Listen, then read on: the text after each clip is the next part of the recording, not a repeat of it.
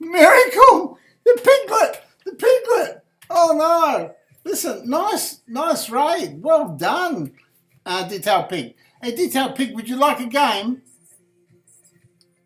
I want to play the Detailed Pig. Teddy, say good morning to the Detailed Pig. Hello, little piglet. Hello, little piglet. Grandpa says hello, and so does Teddy. You know we don't make goofy moves on our channel. Piglet.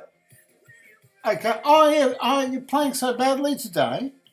I'll turn the music down a little bit, and we're going to play the Detailed Pig, and she's a really good friend of our channel. There's no way I could do I wish I could do a live thing with you. We should do a live thing, you and I. I'm telling you, we should. We'd be fantastic. I've got an idea. I've got a really good idea to promote your channel and mine. I've got a really good idea, but I can't tell you because everyone will hear it. It's a really good idea. Anyway, search Detailed Pig.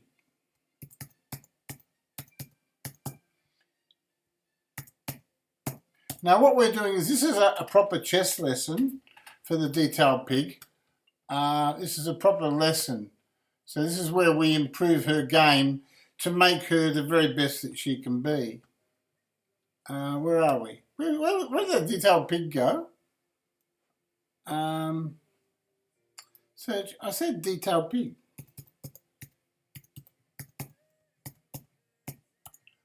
Come on, I was going to challenge her. Challenge.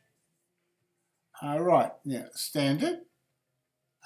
10 minutes. You want 10, don't you? It's better for 10, because that way I can actually teach you something. Play. Okay. All right. Today we're going to enjoy the company of the fantastic, super detailed piglet. Okay, so I'm white. Do you want me to teach you a sharp opening or a positional opening? Sharp or positional, Detailed Pig? Just put S or P, sharp. Okay, all right then. Okay, so if you're playing a positional game, you want to play D4, right? That leads to all the positional stuff. Or C4, which is like English openings and all that sort of stuff. All very safe, solid stuff. And then if you want to play wild stuff, E4 leads to a lot of sharper lines, okay? The same for you now. If you want to play, there's a lot of knowledge involved in the Sicilian, but for your level, 648, and you want to get in some complicated games and some good games, I'll be looking at E5 maybe. Like it creates a balance in the position, but a lot of sharp play. Right. Today we'll look at knight F3, okay, attacking the E pawn. And I might teach you a little bit about the Marshall gambit. So knight C6 is normal, right? That's considered the best move. Yeah. And the world champions all play the Ruy Lopez, the really sharp Ruy Lopez. And A6 is played. That's considered. Carlsen will play knight F6, but just because Carlsen plays it, it doesn't. It's like an engine type move. But we want to teach you how to think. So play A6, and then we'll show you the main lines of the Ruy Lopez. Right, the bishop. It's bad. The bishop can take. It's the exchange. This is the exchange. Ruy Lopez. Okay. You're playing Morphy defense, named after the great world chess champion Paul Morphy, who I covered on one of my YouTube videos, where there's analysis by Bobby Fischer and the world champion Wilhelm Steinitz. Anyway, bishop A4. Now, normal in this position is to, again, put a knight out. Knights go on F3 and f6 and c3 and c6. So this knight to f6 is the natural move. It attacks the pawn. That's one function. The second function is that it prepares to move the bishop out somewhere along that line. Somewhere. They can't go off across to the white square. Now, across the black squares. Right, that's better. What a crazy arrow that was, Detailed Piggy. It's like a curly little piglet tail. Anyway, so the knight attacks the pawn. White usually castles with the idea that if you take the pawn, rook e1 is played. There's a whole lot of really sharp traps if you want to play the white side and you want to take the pawn off and black takes the pawn. A lot of really sharp traps.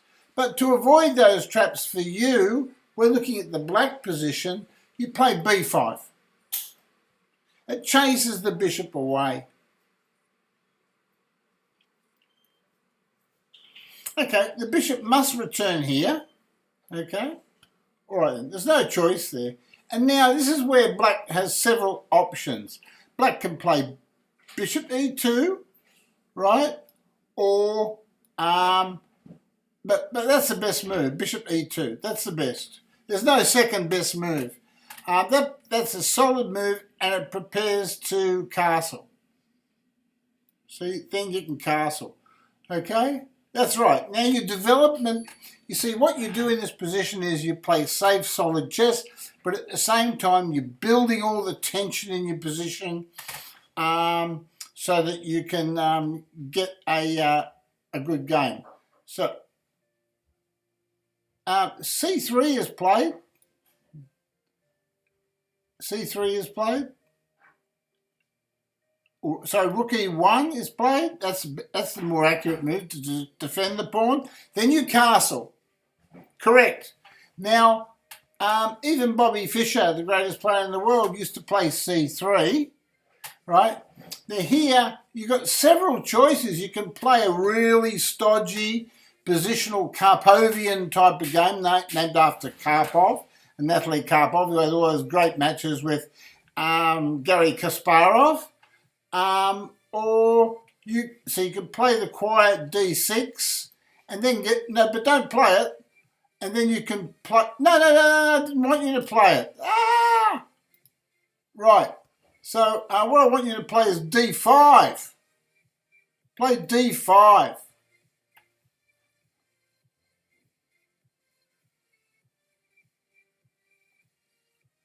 Can't do it. You're on d6. Well, how can I do this? How can I get to that position now? All right, well, play that one, d4. If you're going to play that way, now you'd have to play a stodgy line. Bishop to b7. Yeah, so that holds the position together. So now you've got your knights on f6, right? Your knight on f6. And after this game, I'll go through to the analysis room and I'll show you the Marshall Gambit. Right, bishop b7.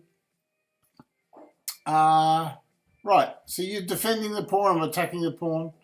Knight b file to d2. You've got to get your knight, white's got to get his knights developed. White hasn't developed like black. In a position like that, you can play rook e8, but you can also play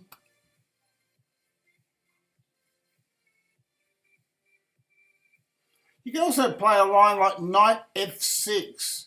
That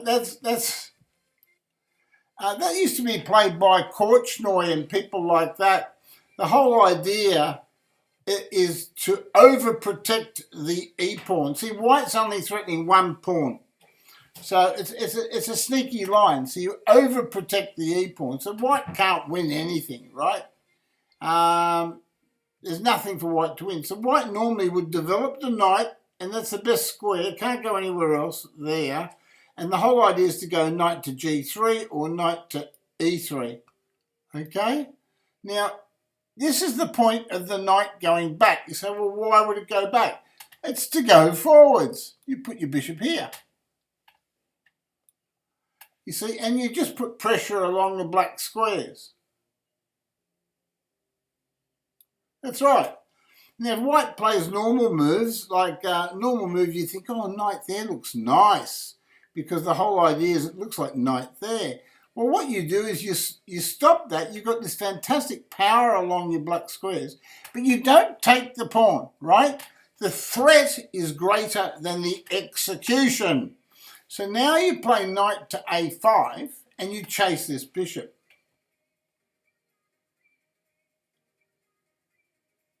And what you're doing really is you're fighting for black square domination, right? You're fighting for black square domination. Okay, now in this position, you're also threatening to take this pawn. That was another reason for putting the knight over there. Knights don't normally go on the side of the board. Now the bishop retreats back to c2 to protect the bishop and to hold the e-pawn, right? But that's where your next move comes in, c5.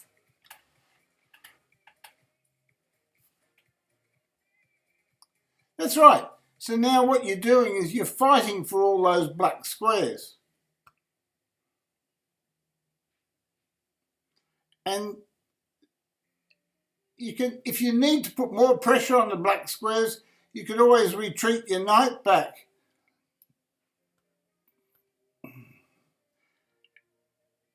So what we'll do here is we'll stop the game here and we'll go to the Marshall Gambit. We're going back into the analysis room. So I'm offering you a draw.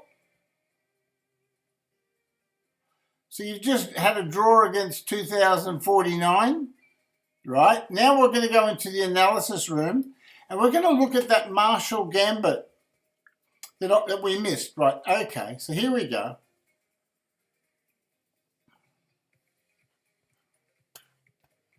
We're going to look at that Marshall Gambit. E4, knight f3, knight c6. You can see how their book moves. And it's saying it's a Ruy Lopez opening Morphy defense. All book moves. And you can see the positions level. Castles, book move. b5, bishop b3, book move. Bishop e7, book move. Rook e1, castles, c3. Now this is where we digress. We played d6. But this is the mark of the Marshall attack. Okay, so with this move d5, the whole idea is you sacrifice a pawn. So when the pawn takes off, you can recapture with the knight. Okay, and then white can take a pawn off. Knight takes knight, knight takes knight, rook takes knight. Looks like white's doing really, really well. And he's attacking this knight twice, but you just protect it.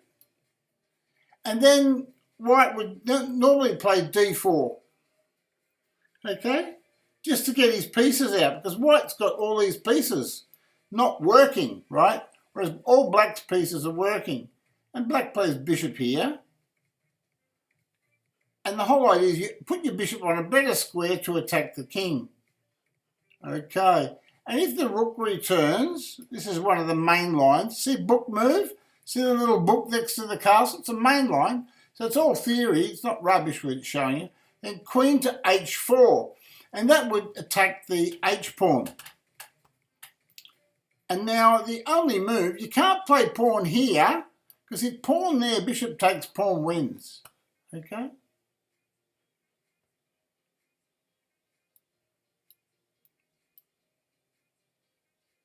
And the game's over. You can't stop checkmate. Because the whole idea, there's going to be a checkmate. Bishop checks.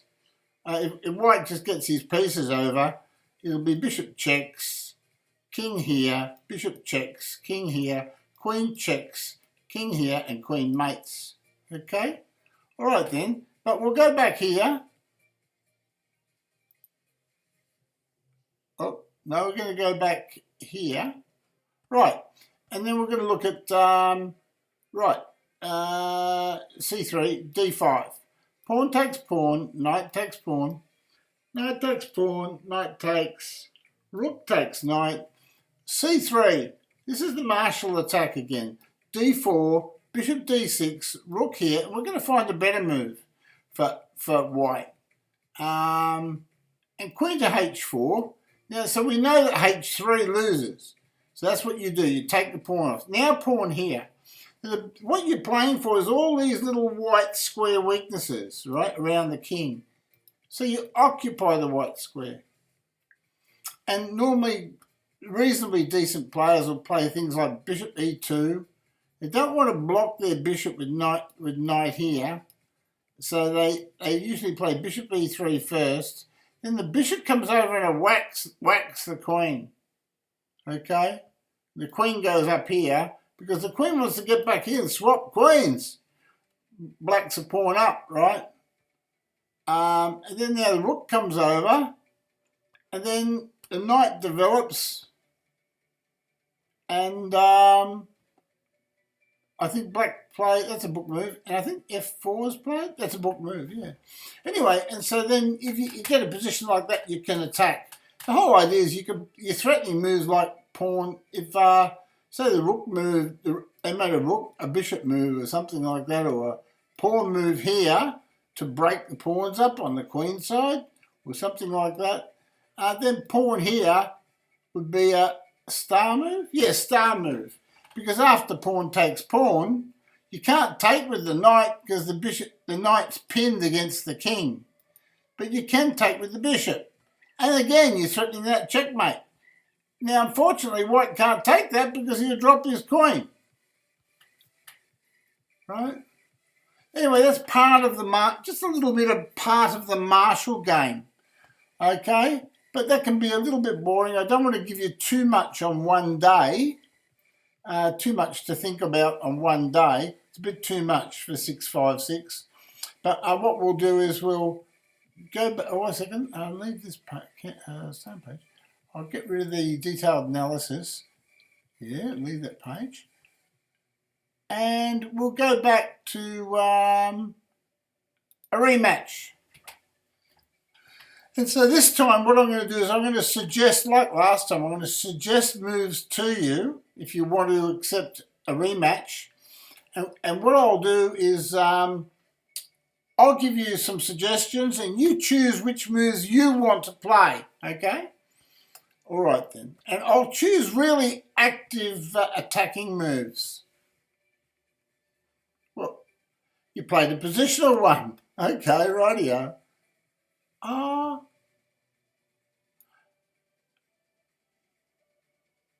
I'll play knight f6. No. Should I do something cheeky?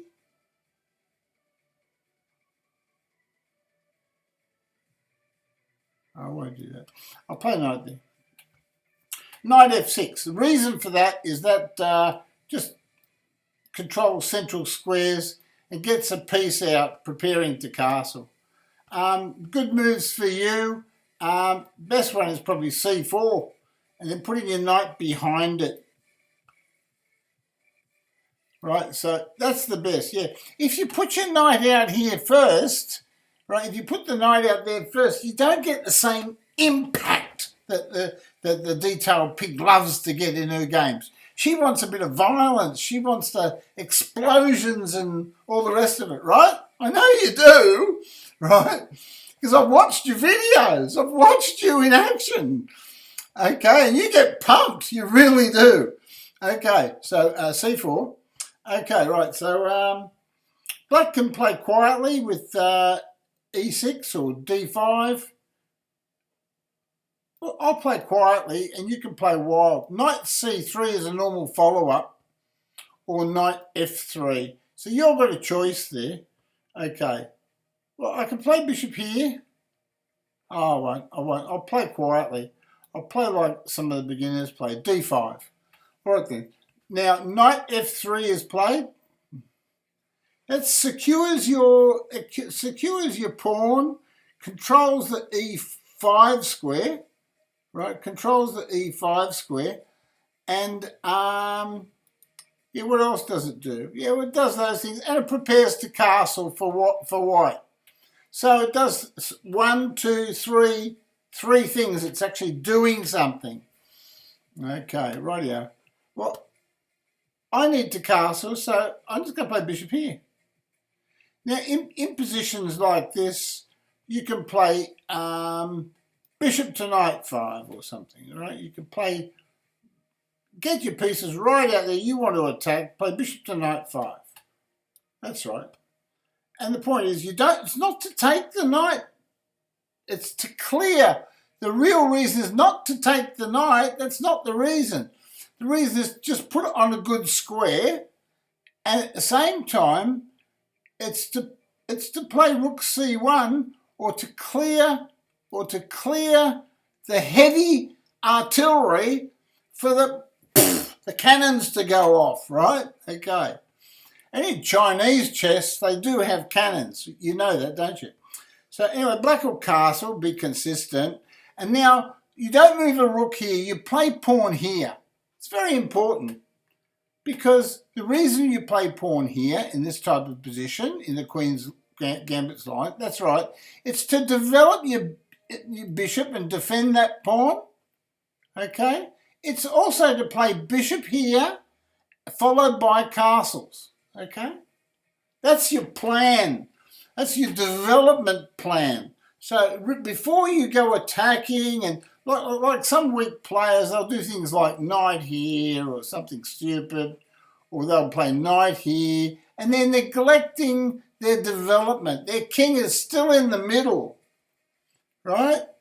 And they haven't got enough weapons to kill their opponent and chop off their head, right? Your pieces have to coordinate.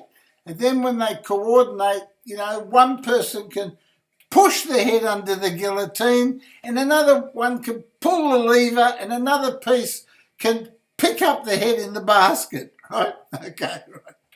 All right then. So black can play knight. This is a standard move. Knight b file to d7.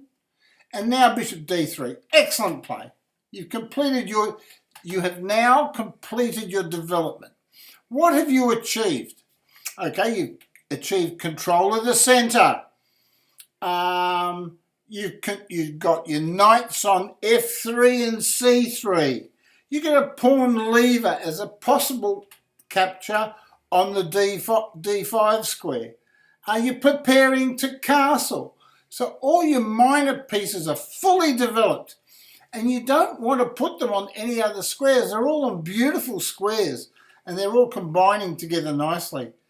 So this is one main line, c6. Well, what that does for black is it fortifies the pawn phalanx, right, or the pawn structure here. And castles is an excellent move. The engine will give you 10 out of 10 for that. Now, in this position, don't move. I want to show you something, right? Something very important. In this position, we talked about all your minor pieces developed. Now, what I'd like you to do is write on the chat board what you think is the best move. Don't play it, but tell me what you think is the best move, Piggy. Come on, Piggy. Come on. Show me the little piggy ears. Come on. Come on. You're going to tell me what you think is the best move. Come on, Piglet. Take your time. You got 8 minutes and 46 seconds. You've got plenty of time. Oh, it's my move. My move first. All right, then. Well, I'll play.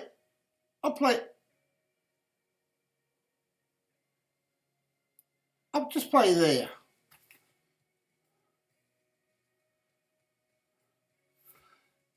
That actually threatens something. That's the best move there, a3. I'll tell you why. What black wants to do is take the pawn off and push the pawn on the bishop, right? So, but if you play pawn here, your bishop, if the pawn takes the pawn, your bishop can recapture, and then you can go back into the bolt hole that the pawn's vacated. You see that? Okay. Right. Now black might play pawn here, for instance. Well, then what you'd do is you'd move your bishop back one square. You wouldn't capture, because why would you want to give your good bishop for a knight? Okay? Okay, so now black might think, well, what am I going to do now? Black might take the pawn off. Well, you can recapture with the bishop. Just recapture. That's right. Now, black's logical move in a position like this would be, say, b5 to attack your bishop. Your bishop's got several squares, but that move is probably the best, I think.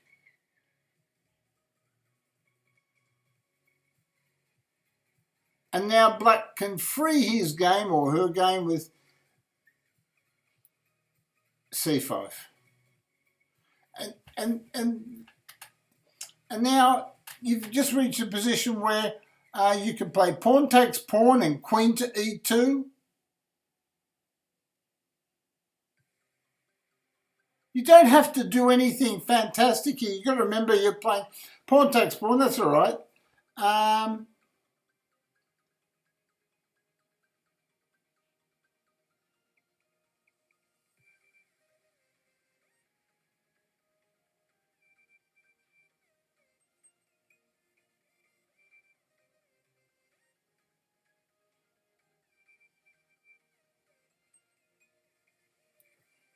If knight takes pawn, you can play, if you don't want to change the queens, you can play queen to e2.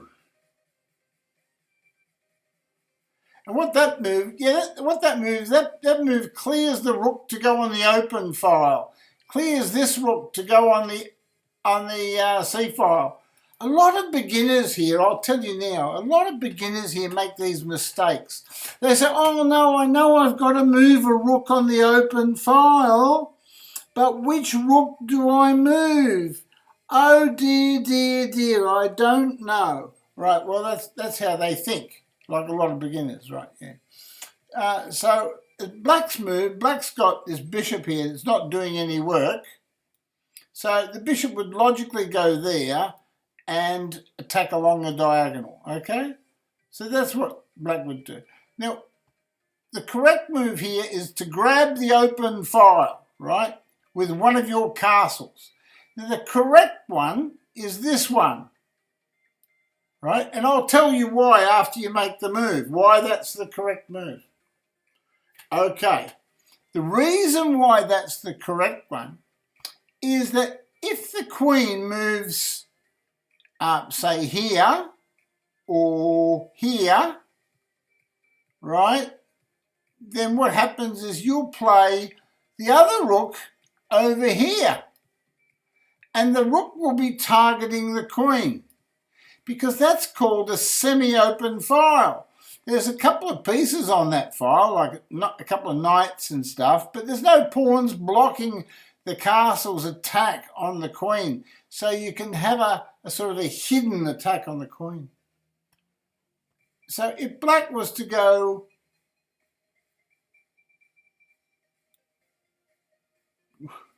well, a good player would play queen to e8 probably. But a bad player would play, and oh, that's another thing, if you play queen to c7, if black played queen to c7, you can hit it with the bishop. So you can chase it around a little bit. But you not necessarily, you might not want to. The queen here, you might want to play rook here still. Okay. Well, I play queen here, and I'm a patzer. So I'm a patzer for a minute. Excellent move. That's the best move. That actually threatens pawn to knight 4, dislodging the knight. And if the knight goes here, your knight would take it off for nothing, right? Your knight would take that knight for nothing, okay? So pawn here threatens to win in one move. So again, a weaker player might say, oh no, I can see that pawn hitting my knight. I better move it. But then again, there's other options. There's always other options. Say the rook comes here, right? Big question is, would you play pawn to knight 4? Would you play pawn to knight 4 in that position?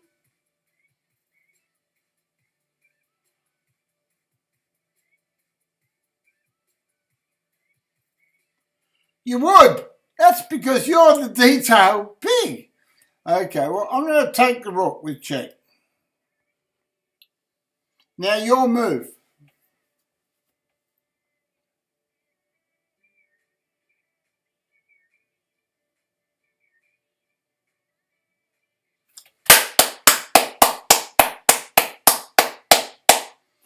Kudos to the detailed pig. She's learning. She's learning.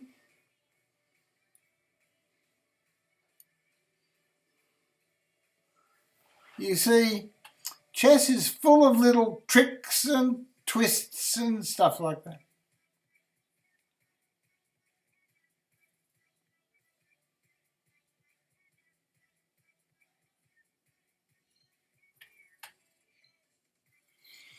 You see, chess is full of attacks and counterattacks.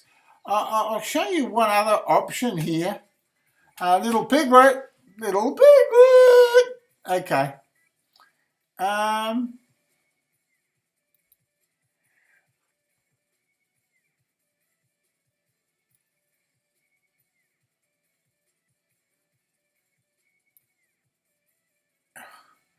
That might have been very complicated.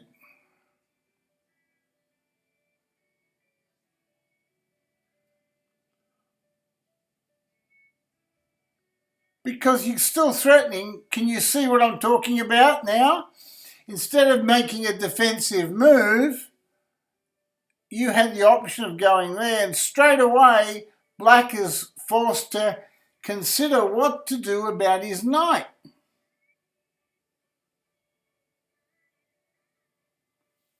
Okay? So we're just going to go into the analysis board, see what the engine thinks of something that we looked at. We're going to have a look and just see what the engine... That's okay, you can have the points. I can get lots of points easy. I don't care about points. I can get them back easy. I can do one of those crazy chess runs and go from 500 rating up to 2300 if I want to, right? I don't worry about ratings. Anyway, yeah, so d4, knight f6. Notice the little book moves.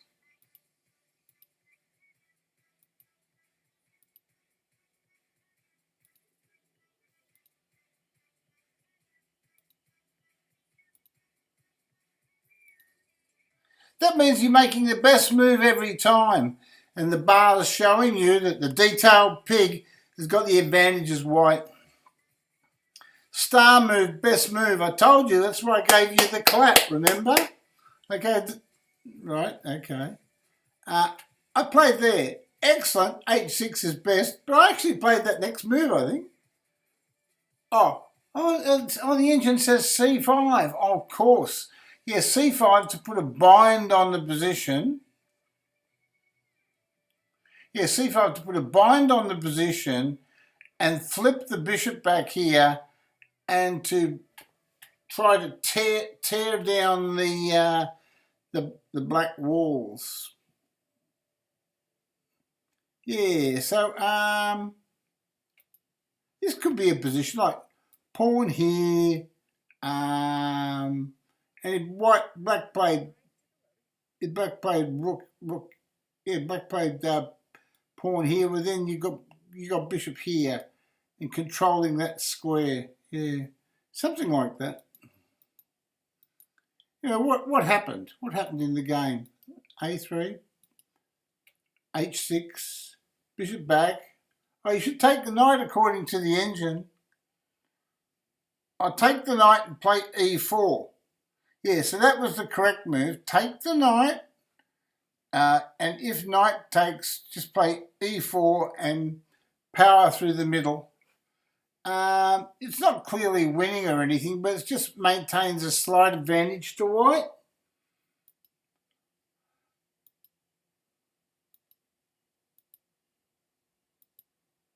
Right, and so we got this position. Best move. The detailed piglet. She knows what she's doing. Star move. Best move. Queen e2. Don't change the queens. Bishop b7. Star move. Best move. The correct rook. Queen c7. Star move. Correct move. Right? Now have a look at what the engine's saying here on the left-hand side of the board. It says the position's dead level. Okay? Rook to d8. I played that on purpose. I knew it wasn't the best move, right?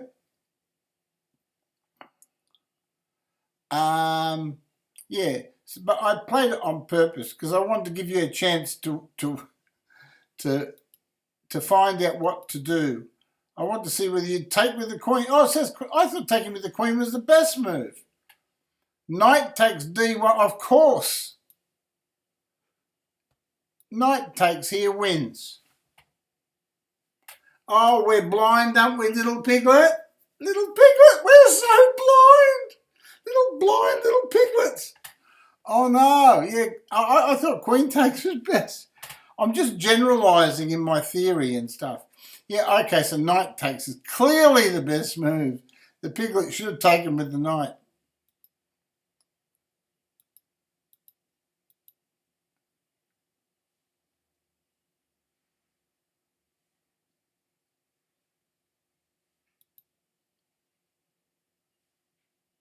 I told you that move, remember? You played queen e2 and I said knight d4 was the best move. So I was right about that one.